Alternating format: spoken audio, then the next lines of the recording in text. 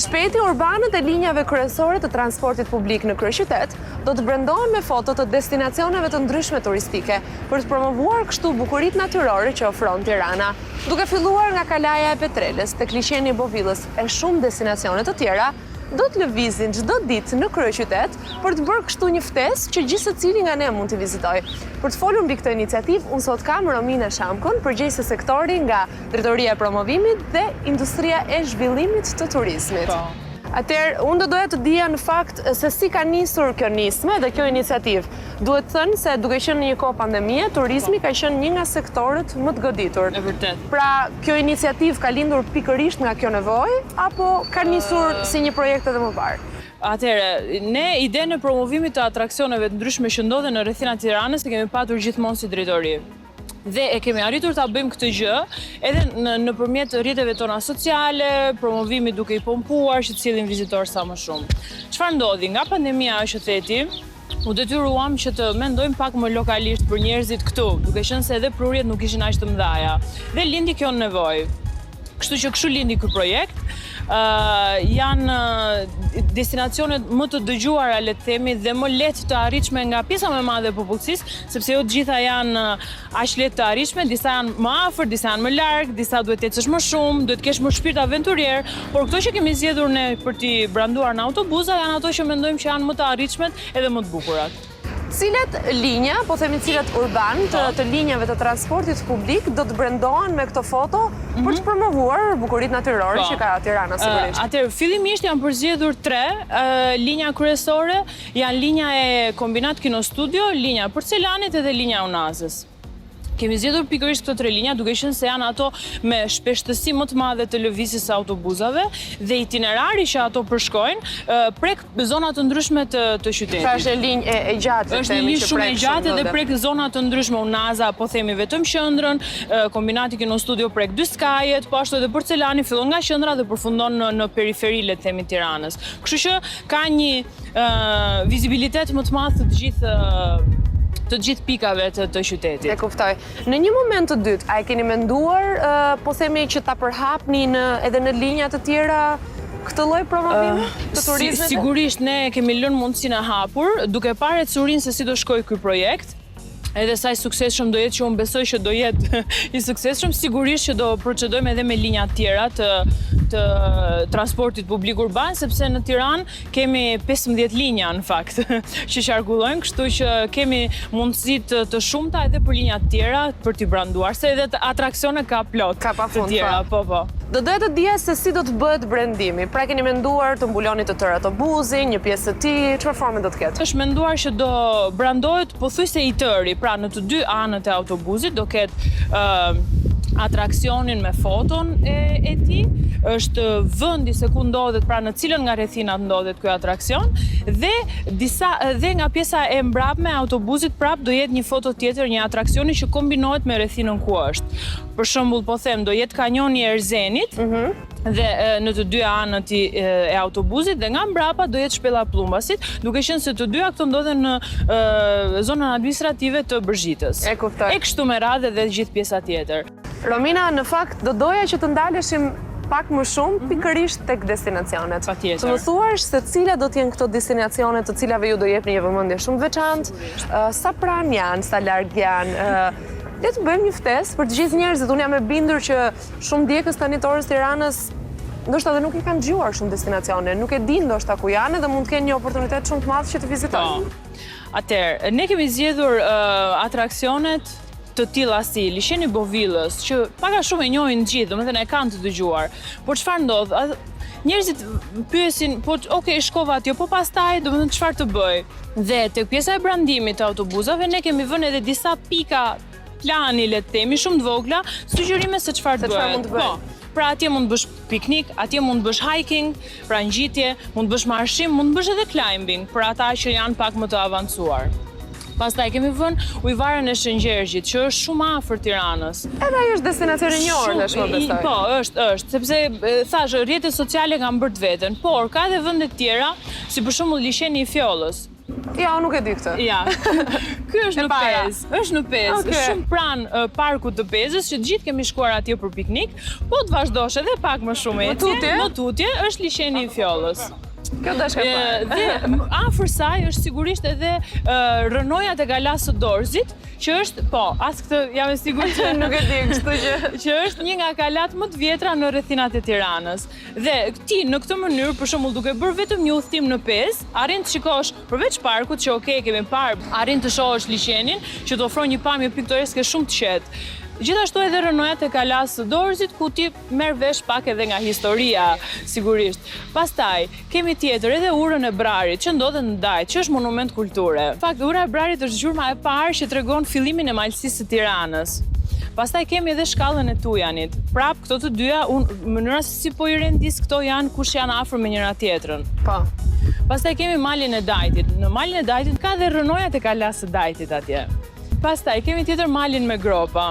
Mali me gropa. Mali me gropa tjetër. Ky është i dëgjuar, po e kemi dhënë aty si destinacion për të dhënë mundësi thash se çfarë të bëjmë. Pastaj, në këtë lloj mënyre është menduar pak më gjatë gjëja, duke qenë se ne nuk duam të bëjmë vetëm vizitë atje, vizito, bëj foto dhe eja. Kemi menduar pak më gjerë, si më gjerë, do me thënë të ndihmojmë pak edhe ekonominë lokale atje, sepse njeriu duke shkuar atje bën një ndalesë qoftë për një kafe, për një lëng, po edhe për të ngrënë. Dhe kështu, bizneset aty rrotull atraksionit ndihmohen, duke qenë se siç e theti edhe më parë, po kalojnë një periudhë pak vështirë. Edhe nxitet kështu pak turizmi lokal atje.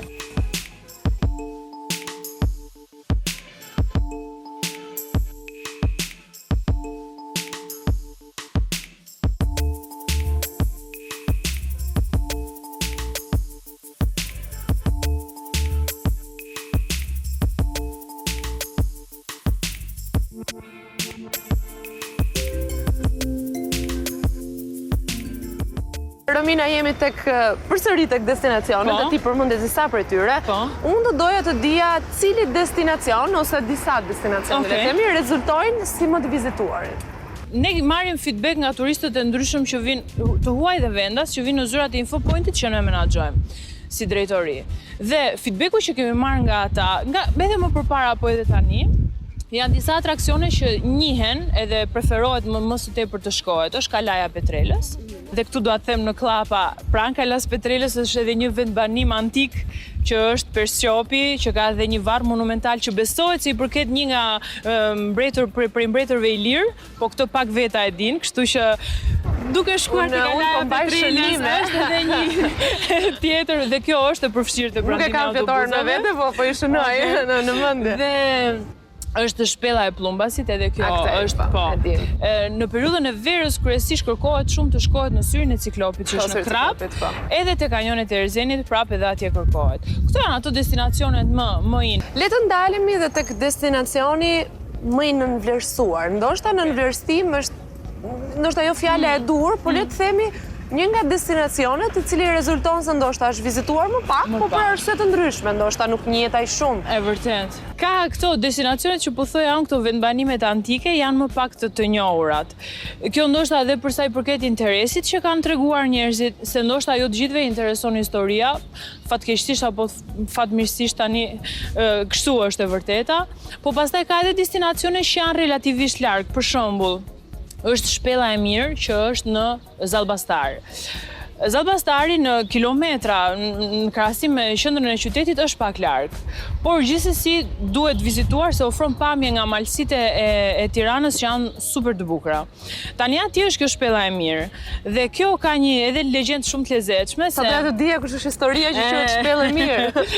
Sepse kjo ka një ujë që rrjedh aty brenda shpellës dhe banorët, vendas, po edhe nga fshatrat fqinj, shkojnë atje sidomos në 5 dhe 6 maj, që janë ditët e Shëngjergjit, kështu quhen, dhe marrin pak nga ky ujë sepse njihet si ujë bekuar, që shëron, që bën mirë, dhe prandaj ka marrë edhe këtë emrin Shpella e Mirë. Pastaj përveç kësaj ka edhe vende të tjera, si për shembull në Baldushk. Po. Kush e dinte që në Baldushk ka një ujvar? Atje Ma më vinë ndërmend vetëm gjelat e detit. fiks, kjo. Por Ti je me sinqert. e pranoj, si vetëm që më thua.